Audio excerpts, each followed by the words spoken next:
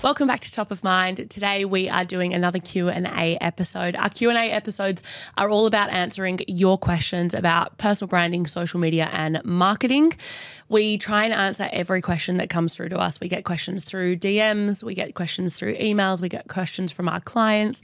So if you have a question that you would like answered on our Q&A episodes, you can either leave us a DM, drop us a voice note on our website. You can even leave a question in the Q&A function on Spotify. These episodes are designed to help you because we know that if one person has a question, the likelihood that someone else has a question is pretty high. So today we're going to be answering 5 questions. We answer 5 questions in every episode. I'm joined today with the lovely Laura, who works with me at Gambit Collective. She's a social media account manager. And we've got 5 questions that we are going to answer for you, and we're going to get straight into it. The first question that I have is, how do you find the time to create content or share content? It is always low on my priority list. Oh, don't we hear that all the time as well? I think in this day and age, if you are either trying to grow your personal brand or you're a business trying to grow via social media, you have to find time to create content. Yep. It's annoying, but it's another part of your marketing mix. It should have an equal importance as well. And a few things. So firstly, if you don't have time to do it and you can't prioritize it, outsource it to someone like us. That's what we do for a lot of our clients. Shameless plug. Shameless plug. Call me. Call me. Call me. But if you do want to dedicate that time to building your social media and dedicating that time to making the content, I would do 3 things throughout the week. I don't think it's enough to just say 2 hours, I'm going to do all my content. If you are growing on a platform these days, you need to be making more content than 2 hours. So I'd set aside 3 times throughout the week. First, strategize. Think about, ideally, if you can plan like a month ahead, great. But if you don't have the time, maybe it's for that week. Sit down, what do you want to do? What content are you planning to do? Set aside some more time. And that is when you are filming, you're creating the content. And then thirdly, I would set aside time to actually post, schedule, implement that.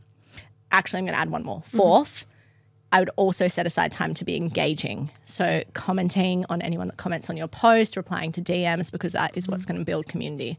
So if you really don't have the time, set aside 4 little slots in your day. If you can do those 4 things, hopefully that will allow you to prioritize the content. Yeah, and I would add from like a business owner lens, like I say it to the team all the time, like creating content for the business is just as important as our client content. Like, you know, one of the things that I will never do as a business is tell people that they need to be doing something and then not be doing it ourselves. Like, you know, a prime example is, you know, I get you guys to share one post on LinkedIn a week, right? And Lex and I had a conversation and she was like, you should do more TikToks. And I was like, okay, well, how about I do a TikTok a day and prove to you that it's not that hard for me, not very TikTok Busy gal. educated. Busy gal, but not very educated on TikTok. I'll do 1 TikTok a day from here on out if you can do 1 LinkedIn post a week. Because for me, creating content for the business is just as much of a priority as it is creating content for our clients. And I think I want to make sure that you guys aren't ever at full capacity with client content, that you don't have the time to be creating content for the business as well or for yourselves. So I think it needs to have that same value because, you know, at the end of the day, no one is going to know about you unless you put yourself out there, and your product or your service isn't going to be known to anybody or talked about, or you're not going to have any leads come through the door if you're not creating content. So it needs to be seen as part of that kind of new business development. It needs to be seen as part of that marketing strategy. There's no point in paying for ads if you've not got any organic content sitting there. So I would say that, you know, finding the time, it's not about finding the time. If you try and find time, you won't find it. Like, I know firsthand, you've got to make the time and set aside the time. For me, when I write my LinkedIn content, I have half an hour scheduled in my diary every day, Monday to Thursday, because they're the days that I'll post on LinkedIn, and I'll write content and I'll post it in that same day.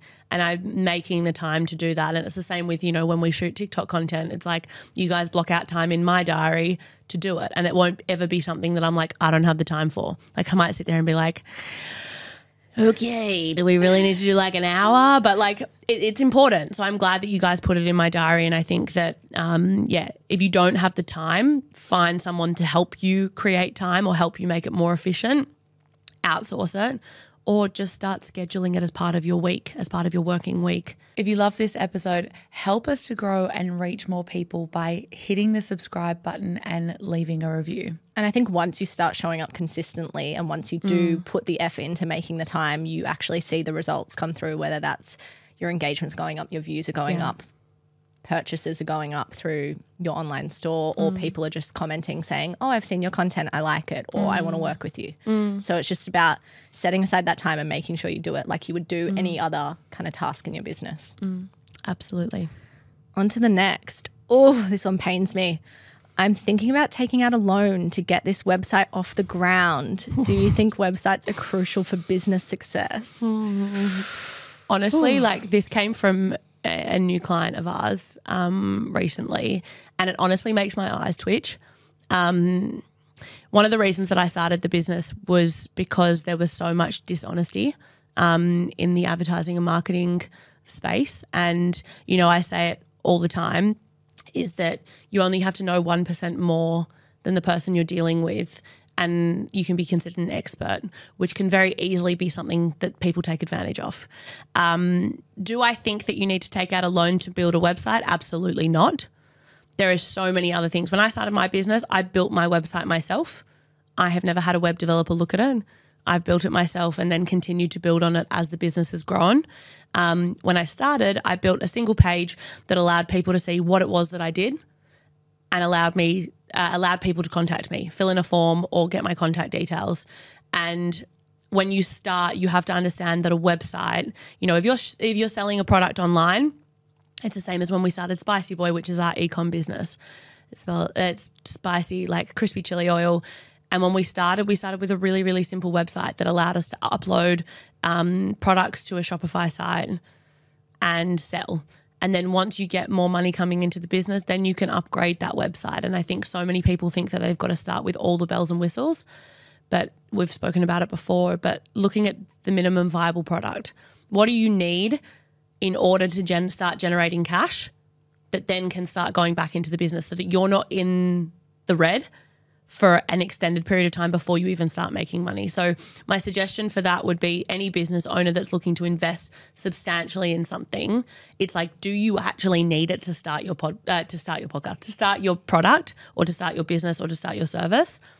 If you do need it, what is the minimum amount of investment that you can do so that you can start generating cash?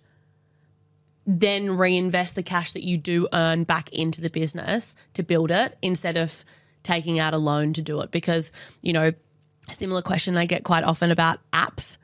Like, I'm looking at building an app and that's cool. Like, if you want to launch an app and you think you're going to solve a problem with an app, no problems.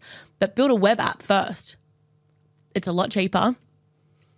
Build it with the minimum functionality to allow your consumers to interact with it, and then modify, update it, and then launch the app off the back of that feedback. Like, you know, I did an interview with Alexis recently around her podcast, and she's like, I liked the fact that I had no content backlogged when I started. I literally was recording week on week and I had no backlog of content because every piece of feedback that she would get from her episodes, she then implemented into the next one. So if she already had 20 pieces of content, you know, backlogged, she wouldn't be able to like tweak and change the way that she was doing things as she received the feedback. And it's the same with building a website or an app or anything that you're investing in. Like, you know, if I spent $20,000 on a website, I would have to get X amount of clients to make the money back for the website. Whereas if I just start with a single page that I've paid $200 for the domain and to set everything up, I only have to make $200 to make that website a worthwhile investment before I reinvest in it. So no, if you're thinking about taking out a loan to get a website off the ground, give me a call first and I will tell you what you need to do. But secondly, I'd say really challenge people on the ideas of what they actually need. Do you need a website? Can all the information be sitting on your Instagram with a link tree? You know, can it be somewhere else that's not going to cost you $20,000 to set up? And I think the less you can be in the red when you start a business, the more profitable you can be, but then also the more you can see whether your product, business or service is actually going to work before you start financially investing in it. And I don't know about you, but I used to think that if someone had a website, it legitimized it. And I was like, okay, it's a legit business. Yep. But it doesn't have to be complicated. I don't have to go on and say, oh, wow, they have the most exciting user experience on their website ever. As long as there's contact information, there's a way to see what they do, there's a way to buy the product if I can. Yep. Or these days, if they have a good social profile. So I think it's just about thinking, do I need a website? What would be on it as a minimum? Yep. And then can I build that cheaply? Can I do it myself? Do it yourself. Like there are so many platforms like Squarespace. If you're selling an e-com product like Shopify, like they have really easy, like foolproof pages and, you know, platforms that you can do it yourself on. So I think instead of investing the $20,000, invest your time in learning how to do it, build it yourself. Absolutely, you can upgrade it when your business starts thriving and generating profit. But I think until then, absolutely do not take out a loan and call me first. Yeah, I've had friends say, oh, well, it's embarrassing if my website's not the most grand thing. But do you know what's more embarrassing? Being in debt for building this big website that your product or your business might not even take off from. Absolutely. Like, absolutely. Like, there's nothing more embarrassing than saying I've taken out a $20,000 loan for a website that all my leads come through Instagram and no one's actually looked at my website. And I'm going to have to reinvest $20,000 in to figure out how to update it or have someone else update it in a year's time when I need someone, you know, when I need to update my services or products or anything like that. So I think learning how to do it is a really underrated skill. I think that not a lot of people get their hands dirty when it comes to starting a business. And I think if you can just learn how to do it yourself, you can be better for it in the long run. One other thing before we move on to the next question. I know this one's going for a little bit longer, but if you have a really complex website as well that someone else has built for you, you may need either that person or a developer to make changes as you go, which is then going to add more to the cost. So starting out basic and being able to do it yourself and make those tiny changes is going to save you not just on the initial cost, but also long term. Absolutely. And I've had like instances where we've had clients with websites and they don't know the login to the back end of their website. And it's been 5 years since that person built the website and they're now no longer in touch with that person who built the website. So it's like there are a whole heap of things that come with having someone else set your website up. We're not against it. We definitely think that websites serve a purpose, but I just think there's a smart way to do it and a smart way to go about it. Okay, next question. Question 3. What type of clients do you normally work with? We have such a range of clients. We have the most eclectic mix of clients. Which I love. No 2 days are the same. I mean, it's everything from working with small businesses to individuals on their personal branding to really different businesses as well, all the way through to some of Australia's biggest banks as well. So no 2 days are the same, which I absolutely love. But it's really anyone who sees benefit out of a pay-as-you-go marketing structure. It doesn't have to be someone who has a low budget. It's someone who sees, why would I be paying an agency tens and $1,000s a month on a retainer when I'm not getting the value? Yep. This is what I need at the moment. How do I structure that? Maybe I need something different next month. Maybe I need something, a lot of things to start off with and then ongoing, just a couple. Absolutely. And I think the only thing that I would add to that is that industries, like it's really funny, we have a lot of clients that we do pitch for and they go, well, what experience do you have in our industry? And I think fundamentally, like we or a marketing agency is never going to be the expert in the field. If you have a team that you are working with that are like, you know, perhaps you work with a social media agency that just specializes in health and fitness. That's cool. But just because someone doesn't specialize in something doesn't mean that they're less valuable. I think that the beauty of the fact that we work across industries from banks to marketing agencies to cosmetic injectors to celebrants to stretch ceiling experts, you know, to, you know, online courses and, you know, CEO leadership teams and things like that. There's such a variety of clients that we have, and as a team, that means that we have such a variety of learnings and experiences with the various platforms and posts and content that we are creating that I think can be so invaluable for our other clients. Hey guys, if you are listening on Spotify, do not forget to give us a 5-star rating. It will help us to reach more people. So, you know, what we see is working on a, you know, bank or with a bank can be transferred to what's happening in the cosmetic injecting industry, and what's happening in, you know, a marketing agency can also then be transferred over to a small business or a, you know, a startup. So I think having the experience of working across different industries actually makes us better than being really specific. And it comes back to that conversation that we had this morning with that client, is like, you know, we are not supposed to be the experts at what you do.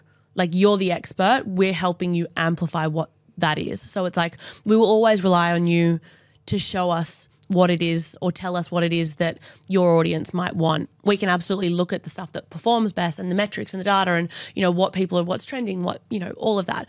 But at the end of the day, like, you can't hand your socials over to us and go, okay, well, just create, because you know your business like the back of your hand, or you know your audience like the back of your hand. We will absolutely help you and guide you. And I think it's very similar to the podcast. You know, like, I use this as an analogy because I think a lot of people, you know, will come to us and be like, well, now you guys are managing the socials. I don't have to do anything.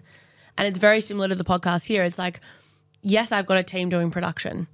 Yes, I've got my team looking after socials. Do I still have to review every single episode? Absolutely. Do I still have to provide edits and markups? Absolutely. Do I still have to liaise and book with, you know, the people that I'm interviewing and studio bookings and things like that? Yes, because it's my podcast and it's, you know, my business. And it's like, I can't just dust my hands of it just because I have experts helping me execute it. And I think that's a really important way to think about it, is like, just because you have someone coming in to help you with your social media or marketing, they're not expected to be the expert in that field.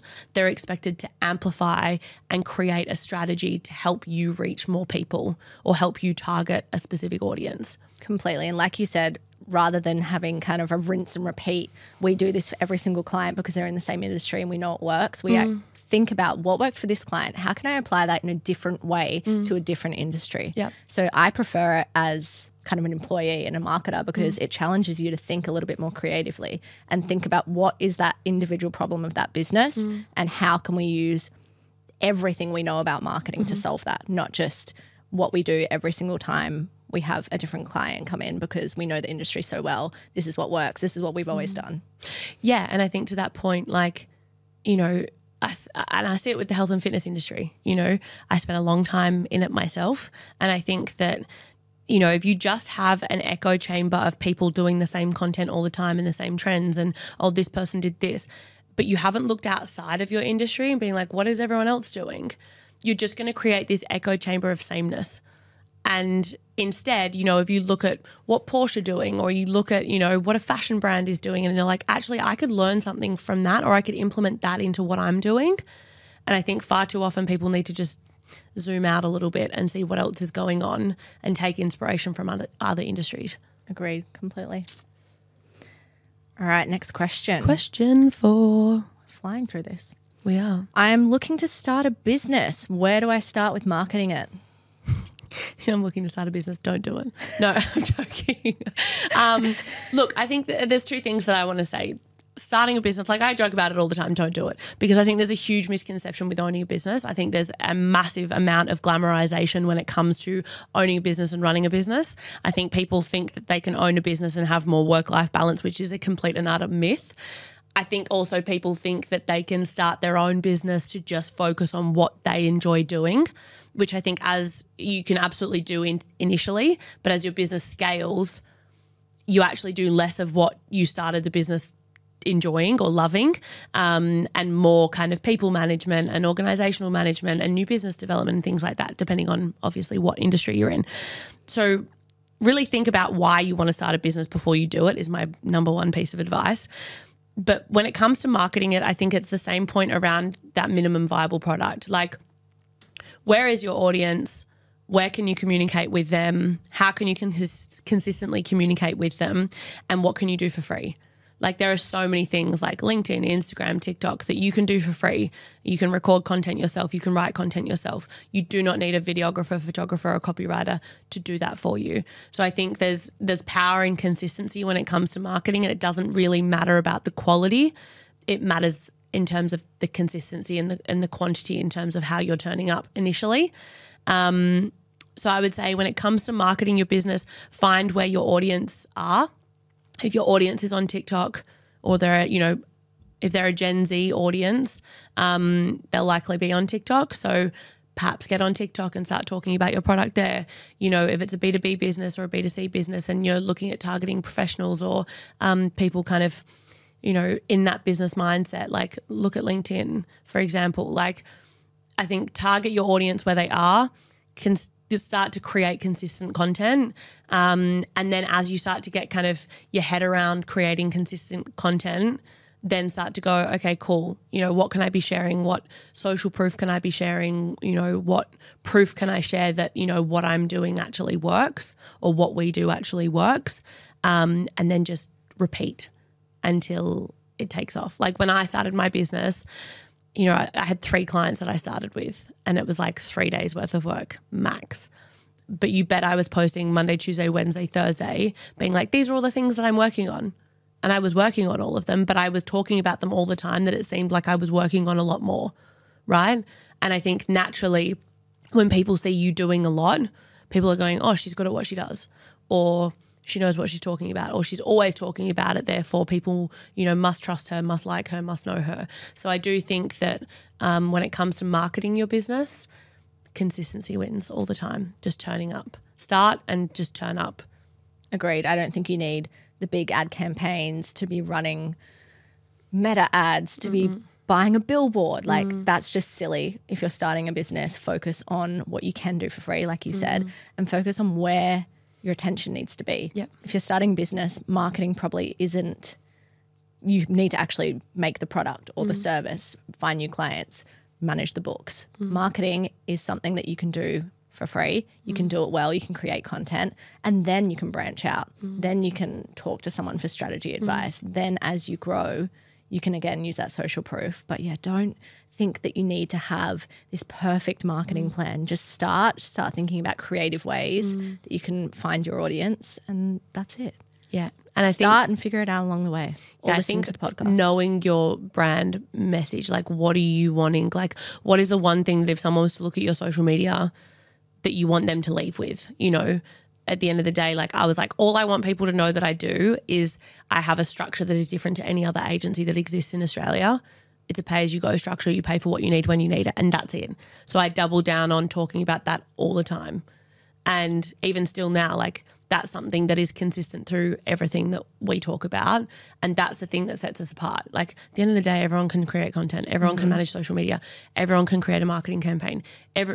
There is so many people that do what we do, but the way in which we do it differently is we give people a structure that works with them, not works for us. And I think just double down on that messaging. Last question. I don't want to feature on my socials. What do I do? This pains me. Take it away, but Laura. We'll keep it short. Haley knows I could do an entire episode on this topic. Okay, there's a few things with this. I'll give you a couple of creative ways that you can start showing up or give the illusion that you're showing up on your socials even if you don't want to. I mean, I'm more of a behind the scenes person, but even now, look, on a podcast, I'm more on my TikTok, and you learn and you get more comfortable with it. So the reasons why you need to do it, employee generated content, EGC is what it's called, is huge right now. People want to see people connect to people rather than a faceless brand or a product. There's a lot of entrepreneurial kind of spirit and mindset as well. So even just watching people do behind the scenes, run their business, that's what people want to see. If you as a business owner, maybe content isn't your specialty, you don't want to show up, you're not comfortable talking. But if you have a passion for what you do, your audience or your customers, you have something in common with them. Talking about why you're doing it is just going to build that trust more with them. So if you don't want to do it, here are a few ways. But if you do it, I think you will see the value of it so much more than if you're just posting faceless content. So first of all, you can film yourself working in actually step one is a photo. A photo, a little bit of a storytelling about your background, who you are or who your team is. It can be a team photo in a warehouse, in the office, something like that, and talk a little bit about your story. That's step one. Step two is filming yourself on your laptop or doing whatever it is you do for work. Text over the top, sound behind it. as a video. You don't have to show up. You don't have to talk about anything. You can have that idea. You don't even have to speak, but that is still putting your face to the business. Or your teams, if you're not comfortable. Talk to your team. If you have Gen Z, millennials, anyone, doesn't have to be that generation even. Say to your team, hey, is anyone comfortable with getting up and posting a video? I'll give you some incentives to do it, or it's a part of your job description if anyone wants to do it, and build it that way if you're not comfortable as an owner. Then the third step is recording yourself, having some questions. Perhaps it's with a team member to make it a little bit more casual. The best thing about content at the moment in being authentic, it doesn't have to be scripted. It doesn't have to be super polished. You can make stuff ups. It's going to be okay. And people just want to connect and know that you're a real person, and that's what's relatable. So that's my advice to start. Start baby steps, get comfortable, and then launch into doing a little bit more face to camera, talking directly to your audience. I agree. The only thing that I would add to that is that like so many people wait until they're confident. And I think one of the things that I like to remind everybody that I speak to ever is that confidence follows action. It doesn't come before it. So it's like you have to be doing the thing before you become confident. And I cannot say this louder, like starting a podcast. I've never done a podcast. I've been on a podcast before and I kind of have a general gist of it, but you learn as you go. The first episode's not going to be great. The 30th episode might be better. The 200th episode is going to be amazing, right? And I think you can only learn as you go. It's the same as owning a business. Like no one knows what they're doing. Anyone that says that they know what they're doing is fucking lying. And it's like you're only going to learn how to do what you're doing by doing it. So confidence follows action. So just start doing it. Post it, take the step, look at it. What can I do better? Do it again and keep doing it, and you'll only get better. Like I use the analogy of driving a manual car. Like when I learned to drive a manual car. I can't drive manual. That's why I'm looking at you like that. When I learned to drive a manual car, you bunny hop down the road for like easily a few months before you learn, before you like properly get the clutch and the accelerator and everything like that. And it's the same as, you know, doing anything first or for the first time. Like you're not going to get the clutch and accelerator balance right the first time. You're going to bunny hop down the road. You're going to embarrass yourself in front of your schoolmates when your parents pick you up in the car and they're like, you're driving home. But you will get better at it. And then you will get to a point where it just becomes autopilot. And now I get in a manual car and I don't think twice about it. So I think reminding people that confidence follows action, not the other way around, is really important. 100%. When I first started posting on TikTok, I didn't want to be on TikTok. I did it because I worked in social media and I knew I had to learn how to edit and what was trending and how to post and for our clients. And now TikTok does that thing where it's like 2 years ago today or 1 year ago today, and it reminds you of what you posted. And I look back at my videos and I'm like, gosh, these are terrible, but thank goodness I started, because now hopefully I'm getting a lot better. She's a wizard. She's a TikTok wizard. Absolutely. Compared to my first couple of posts or my first 6 months of posting even. That's what you have to do. Start somewhere, build on it. That is it. Thank you for listening to our Q&A app. If you do have any questions, feel free to drop us a DM, leave a Q&A on, or leave a question on the Spotify Q&A function, or drop us a voice note on our website at gambitcollective.com/top of mind. And we'll see you next time. One last thing from me. If you enjoyed this episode, I would love if you could leave us a review or hit the subscribe button wherever you are listening or watching this podcast.